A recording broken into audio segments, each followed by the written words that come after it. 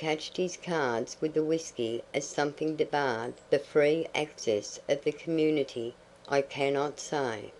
It was certain that, in Mother Shipton's words, he didn't say cards once during that evening. Haply the time was beguiled by an accordion, produced somewhat ostentatiously by Tom Simpson from his pack. Notwithstanding some difficulties attending the manipulation of this instrument, Piney Woods managed to pluck several reluctant melodies from its keys, to an accompaniment by the Innocent on a pair of bone castanets. But the crowning festivity of the evening was reached in a rude camp-meeting hymn, which the lovers, joining hands, sang with great earnestness and vociferation. I fear that a certain defiant tone and covenantous swing to its chorus, rather than any devotional quality, caused it speedily to infect the others, who at last joined in the refrain: I'm proud to live in the service of the Lord, and I'm bound to die in His army. The pines rocked, the storm eddied and whirled above the miserable group, and the flames of their altar leaped heavenward as if in token of the vow. At midnight the storm abated, the rolling clouds parted, and the stars glittered keenly above the sleeping camp.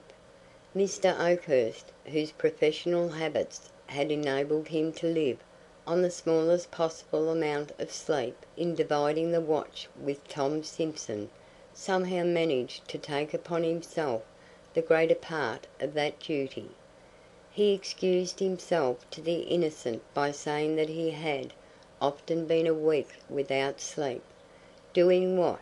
asked Tom. "Poker," replied Oakhurst sententiously. "When a man gets a streak of luck, nigger luck, he don't get tired. The luck gives in first. Luck," continued the gambler reflectively, "is a mighty queer thing. All you know about it for certain is that it's bound to change, and it's finding out when it's going to change that makes you. We've had a streak of bad luck since we left Poker Flat. You come along, and slap you get into it too. If you can hold your cards right along, you're all right.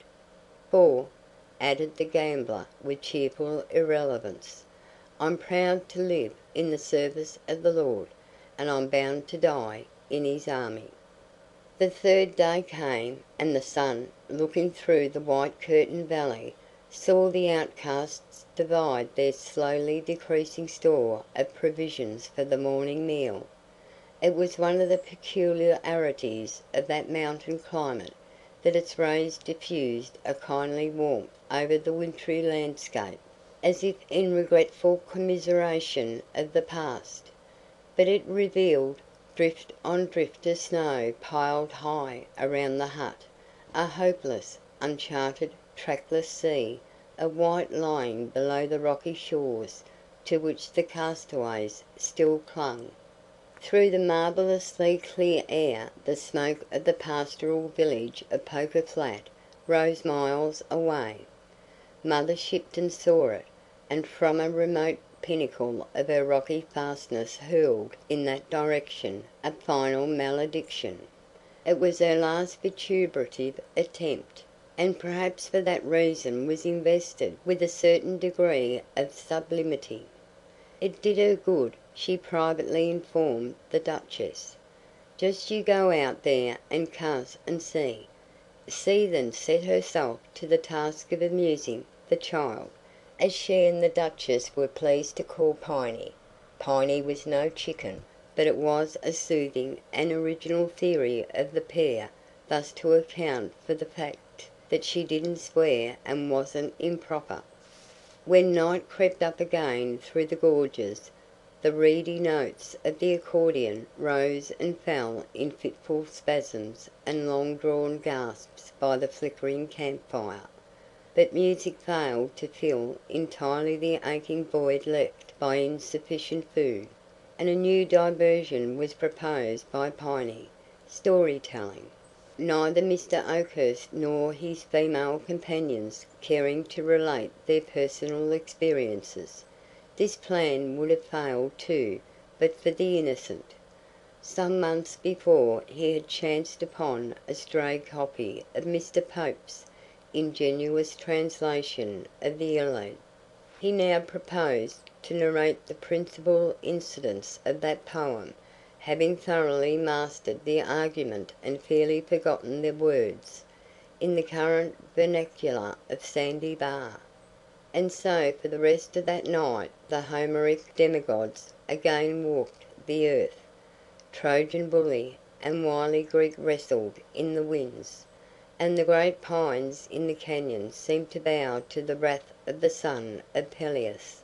Mr. Oakhurst listened with quiet satisfaction. Most especially was he interested in the fate of Ash Heels, as the Innocent persisted in denominating the swift-footed Achilles. So with small food and much of Homer and the accordion, a week passed over the heads of the Outcasts. The sun again forsook them, and again from leaden skies the snowflakes were sifted over the land.